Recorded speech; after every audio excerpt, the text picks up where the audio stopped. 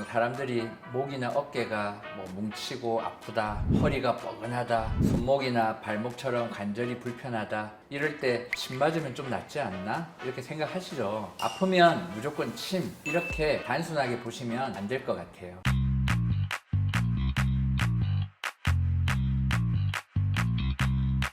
안녕하세요. 네, 안녕하십니까. 저는 침 맞는 걸 정말 좋아하거든요. 맞고 나면 뭔가 시원하고 효과 있는 느낌이 있단 말이에요. 근데 그렇게 생각 안 하는 경우도 종종 보게 돼서 침 치료는 어디까지 도움이 되는 건지 좀 알려주시면 안 될까요? 침이 뭐 효과가 없다, 과학적으로 증명이 안 됐다 등 오해하는 경우가 종종 있죠. 만약에 효과가 없었다면 역사 속으로 사라지고 지금은 없지 않겠습니까? 보통 침 맞고 나면 시원하다, 좀 풀리는 것 같다, 효과 있는 것 같다 하는 분들이 실제로 많이 있습니다. 침 치료를 무조건 만능이라고 볼 것도 아니지만 그렇다고 느낌뿐이라고 쉬워할 것도 아닌 것 같아요. 그렇다면 오늘은 침 치료에 대한 기준을 편하게 말씀드려 보는 자리가 되었으면 좋겠습니다. 이제 첫 번째로 침 치료가 가장 현실적으로 기대되는 건 왜 통증일까? 라는 주제가 있어요. 보통 사람들이 목이나 어깨가 뭐 뭉치고 아프다, 허리가 뻐근하다, 손목이나 발목처럼 관절이 불편하다 이럴 때 침 맞으면 좀 낫지 않나? 이렇게 생각하시죠. 보통 근육 뭉침이나 근육통, 이 끝에서 아픈 염자, 그리고 만성적인 관절 불편감 등으로 이렇게 표현되는 대부분의 통증은 침 치료를 고려해 볼 수 있는 대표적인 질환인 것 같아요. 이러한 영역에서 침 치료는 통증을 좀 완화시키거나 아니면 긴장된 근육을 이완하거나 아니면 움직일 때 불편감을 좀 줄여주는 쪽으로 실제 활용되고 있고 그 효과를 많이 경험해 왔기 때문에 아무래도 사람들이 침을 맞을까 하고 생각이 드는 거 아니겠어요? 물론 통증이라고 다 같은 통증은 아닐 거예요. 같은 허리 통증이라도 단순히 근육 때문에 아플 수도 있고 신경 자극 같은 것이 동반되는 경우도 있고 아니면 구조적으로 다른 문제가 있어서 아플 수도 있습니다. 이런 경우 이제 접근이 조금 달라질 수 있겠죠. 아프면 무조건 침 이렇게 단순하게 보시면 안 될 것 같아요. 침 치료는 적어도 통증, 근육 긴장, 움직임, 불편감 쪽에서는 효과를 기대해 볼 수 있는 치료인 것 같아요. 그러니까 사람들이 침 맞고 시원하다고 느끼는 것도 이유가 있는 거네요.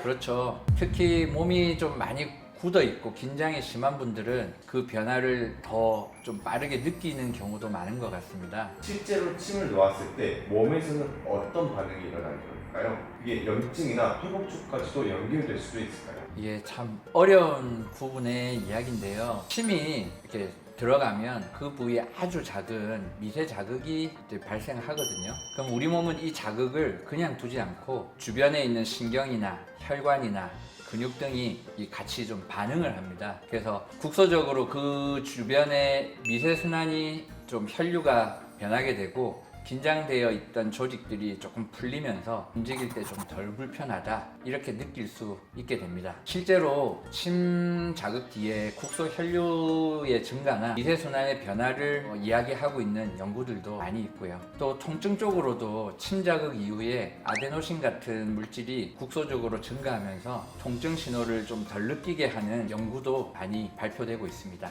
아무래도 이런 부분 때문에 어떤 분들은 좀 침을 맞고 풀린다, 덜 아프다, 시원하다 이렇게 체감하기도 하는 것 같아요. 여기서 좀 한 단계 더 나가서 그러면 뭐 염증을 없애는 거냐 아니면 뭐 재생을 시키는 거냐 이렇게 단정하에서 말을 하게 되면 좀 일이 아무래도 커질 수 있는데 몸이 조금 더 편하게 움직이면서 회복을 하는데 보탬이 될 수 있다, 이 정도로 조금 이해해 주시면 좋겠습니다. 세 번째는 이런 경우는 침만 믿고 가면 안 됩니다 라는 주제가 있어요. 이게 어떤 경우가 있을까요? 통증보다 저림이 심하다든지 감각이 둔하다, 힘이 빠진다 이런 이제 신경 증상을 조금 더 두드러지게 호소하는 경우라든지 구조적인 문제 때문에 뭐 통증이 있다든지 아니면 손상이 너무 심해서 부종이나 뭐 발열, 염증 반응 이런 게 너무 심한 경우에는 원인을 조금 더 파악을 하고 치료를 하시는 게 도움이 될 수 있습니다. 침은 약간 통증이나 좀 근육을 풀거나 관절의 불편감을 좀 좋아지고 회복에 도움이 되는 정도로 판단해 주시면 좋겠고 그 이외의 증상들이 동반되면 근본적인 원인을 조금 더 찾고 근본적인 치료를 좀 찾아가시는 게 도움이 될 수 있습니다. 저는 이 말씀을 꼭 드리고 싶은 게 침은 진단을 대신하는 치료가 아니라 진단 위에서 선택하는 여러 가지 치료 중에 하나입니다. 그래서 지금 내 증상이 단순한 긴장이나 통증 위주인지 아니면 신경 문제나 구조적인 손상 가능성을 먼저 봐야 하는 상태인지 구별하는 게 좀 중요할 것 같아요. 그리고 침 치료 자체도 가볍게 볼 건 아닙니다.